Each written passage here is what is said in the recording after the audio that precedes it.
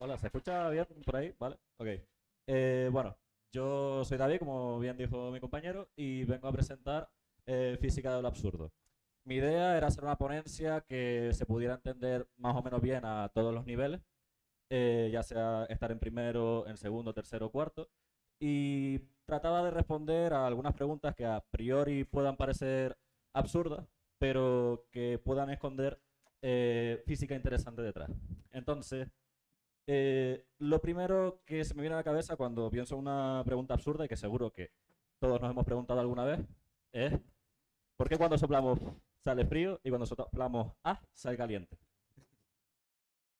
He visto lo típico de memes de Twitter, gente comentando y tal, y bueno, hay mucha gente que, por ejemplo, habla de que, por ejemplo, el aire puede salir de más profundo de los pulmones y por eso sale más caliente y demás, cosa que no le encontré demasiado sentido y creo que no va por ahí la cosa. Y de hecho, tiene más que ver con cómo colocamos nuestra boca a la hora de soplar de una manera u otra. Es decir, esto va a tener que ver sobre todo con una ecuación muy importante en dinámica de fluidos y que seguro que todos conocemos, que es la famosa ecuación de Bernoulli. Esta ecuación es de gran trascendencia en física y bueno, vamos a... Ahora, es una ecuación de gran trascendencia en física y bueno, se utiliza en muchos apartados, por poner un ejemplo en aeroespacial. Y bueno, ahora siempre se suele presentar esta ecuación, pero no sabemos muchas veces de dónde viene. Entonces, ¿de dónde viene esta ecuación? Nosotros sabemos que como buenos físicos nos encanta siempre la conservación de magnitudes. Y en especial nos encanta la conservación de la energía y nos encanta la conservación del momento. Pues precisamente la ecuación de Bernoulli proviene de la conservación del momento de un fluido, que es ese bichito, bichito de ahí. Pues bueno, ¿cómo convertimos eso en la ecuación de Bernoulli? Fácil, tenemos que aplicar ciertas condiciones para llegar a ella. Entonces, la primera condición es que esa fuerza de ahí sea solo la gravitatoria. Como estamos hablando de fuerzas por unidad de volumen, en vez de una masa va a ser una densidad, etcétera. Pues bueno, segunda condición va a ser caso estacionario. Es decir, que esa derivada parcial de ahí va a ser nula. Y por último, una condición que la densidad sea constante. Pues bueno, tras eso y ciertos truquitos matemáticos que no me voy a meter, llegamos a que la derivada a lo largo de la curva de esa cantidad de ahí va a ser nula. Fácil, si la derivada es nula, por tanto, lo de dentro va a ser constante a lo largo de esa curva. Y bueno, ya tenemos la ecuación de Bernoulli. Porque bueno, antes era 1 2 pero bueno, es constante, es lo mismo. Bueno, pero ¿cómo explica la ecuación de Bernoulli precisamente eso que estábamos comentando de soplar de una manera u otra? Pues bueno, vamos a tachar estos dos términos de aquí y vamos a pensar que estamos en un plano horizontal y que solo tenemos como variable la presión y la velocidad eh, por un lado y la presión y la velocidad por el otro. Entonces, eh, está claro que si esto permanece constante y subimos la presión, la velocidad va a tener que bajar y viceversa. Si subimos la presión, al revés, si bajamos la presión, la velocidad va a tener que subir. Pues bueno, esto se ve aquí, que si disminuimos el área por el que va a pasar el fluido, va a tender a aumentar la velocidad y por tanto va a tender a disminuir la presión. ¿Qué ocurre con el soplido? En el caso del, pues básicamente, al reducir el área, estamos haciendo que el fluido viaje más rápido. Va a disminuir la presión y al disminuir la presión, ese chorro de aire va a funcionar como un atractor del resto de aire de la sala, que está a una menor temperatura que nuestro cuerpo y por tanto lo vamos a sentir frío. Vale, esto es la teoría, pero está muy bien. Y... Pero somos físicos, nos gustaría ir más allá y poder calcularlo. ¿Cómo podemos calcularlo? Lo primero que se me viene a la mente es que necesito la velocidad de mi soplido. Pero como no me apetecía diseñar un experimento para medirlo y en internet no hay mucha información de la velocidad de un soplido, no sé por qué no es un tema de gran interés en la comunidad científica, eh, entonces he acudido a datos de espirometría. Que bueno, eso es cosas de medicina y tal, se utiliza para saber si tienes asma. Y bueno, he acudido a los datos normales de una aspiración forzada en espirometría y he conseguido 3,78 litros por segundo. Eso es un caudal. Si tenemos el caudal, podemos sacar la velocidad a la que viaja ese fluido por la boquilla del aparato. Yendo a las especificaciones del aparato, vemos que la boquilla tiene 2,5 centímetros de diámetro. Y por tanto, bueno, pues despejando podemos sacar la velocidad de esa aspiración forzada, obteniendo unos 27,7 kilómetros por hora. Vale. Continuamos. Eso es la velocidad para el fluido yendo por la boquilla, pero no es lo mismo que la velocidad que vaya a tener a la hora de soplar o soplar. Entonces, ¿qué podemos hacer? Aplicar la conservación del caudal, otra vez otra conservación, y entonces aquí nos faltaría tener el área de mi boca cuando soplo de las dos maneras. Pues bueno, veo que mi boca cuando soplo tiene una forma de elipse y bueno, pues medí el radio mayor y el radio menor. La verdad que fue muy gracioso ponerme frente al espejo con una regla y ponerme a soplar.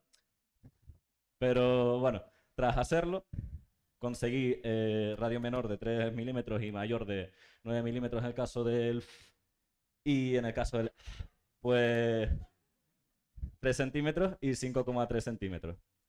Pues bueno, despejando obtenemos la velocidad y la velocidad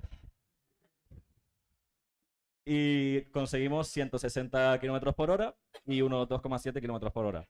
Como se puede observar, es una gran diferencia. Es como la persona que va delante tuya en el supermercado y una Berlingo un día cualquiera por la autopista. Pues bueno, ya tenemos las velocidades. Ahora volvemos a la ecuación de Bernoulli y sacamos las presiones. Podemos ver que en el caso del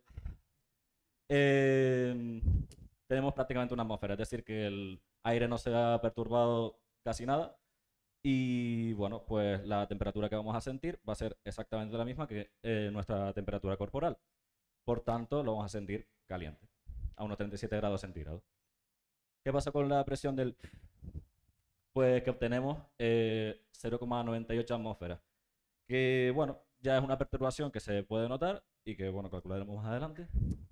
Y bueno, sería un error aquí aplicar, por ejemplo, directamente la ecuación adiabática de los gases, porque claro, eso lo estaríamos aplicando y obtendríamos la temperatura a la que sale el soplido de nuestra boca, no cuando la sentimos en la piel.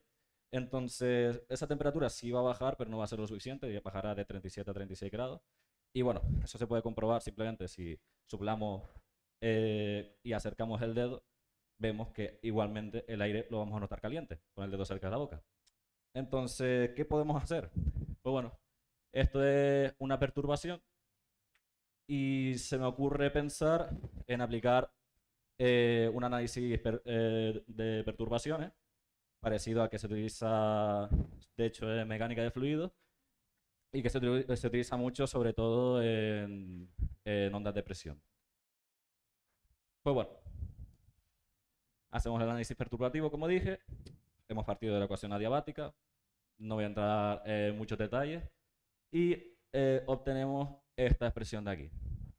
Pues bueno, como buen físico he despreciado los términos superiores y me he quedado solo con los de primer orden. Pues bueno, tenemos T', que es la perturbación de la temperatura, P', que es la perturbación en la presión, y bueno, la temperatura de los pulmones, la presión en los pulmones. He supuesto que la presión en los pulmones es una atmósfera y que la temperatura es la de nuestra temperatura corporal, que es de 37 grados centígrados. Y obtenemos T', que es unos 9 Kelvin, 9 Kelvin, 9 grados centígrados de diferencia. Pues bueno, si tenemos una temperatura corporal de 37 grados centígrados y aplicamos esta perturbación, tenemos 28 grados centígrados, que es más o menos lo que notamos cuando ponemos la mano. No del todo, porque aquí nos estamos saltando el efecto de la humedad de los pulmones y puede producir un efecto refrigerante muy parecido al que ocurre cuando sudamos, como yo ahora mismo por el calor que hace y demás. Pues ya con esto hemos sacado la temperatura de nuestro soplido. Y bueno, aquí va a terminar mi práctica con una foto mía de cuando terminé la carrera. Y nada, me gustaría acabar con una frase que es: hasta las preguntas más absurdas pueden esconder respuestas interesantes, o como diría mi padre, no existen preguntas tontas, solo tontos que preguntan. Muchas gracias.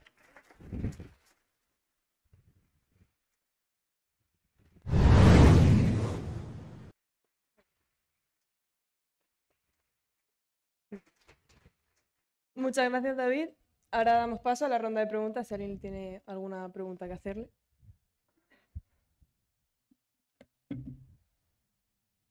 ¿No?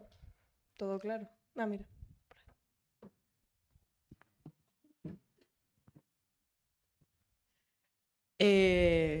Puede que esto sea simpático, pero ¿vas a volver en la edición que viene?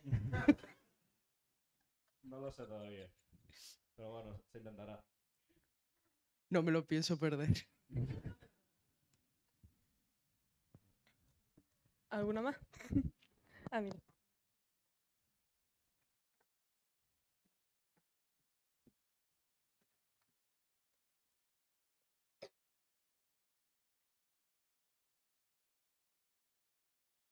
Bueno, que claro, o sea, 28 grados a mí me sigue pareciendo caliente. ¿Investigaste un poco más sobre lo de la humedad o...?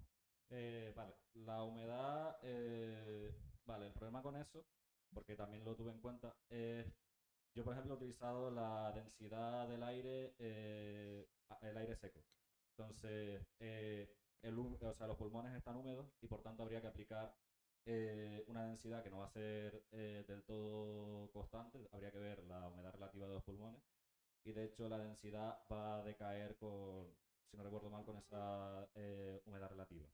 Entonces, si también en la ocasión adiabática, si no recuerdo mal, habría que aplicar otra cosilla que ahora no recuerdo muy bien. Pero sí, el análisis sería un poco distinto, metiendo el tema de humedad. Probablemente, debido a que la densidad es menor, también nos saldría una temperatura menor. Y también lo que comentaba antes, que se mezcla con el efecto refrigerante precisamente de esa humedad. Cuando nosotros soplamos, como digo, el aire es muy húmedo y entonces cuando impacta con nuestra piel y nuestra piel está mucho más caliente, pues ese aire, o sea, esa humedad se va a evaporar y va a producir que sentamos frescor en la piel. ¿Alguna pregunta por ahí? ¿Nada? Bueno, Perfecto. pues muchísimas gracias, David. Ah.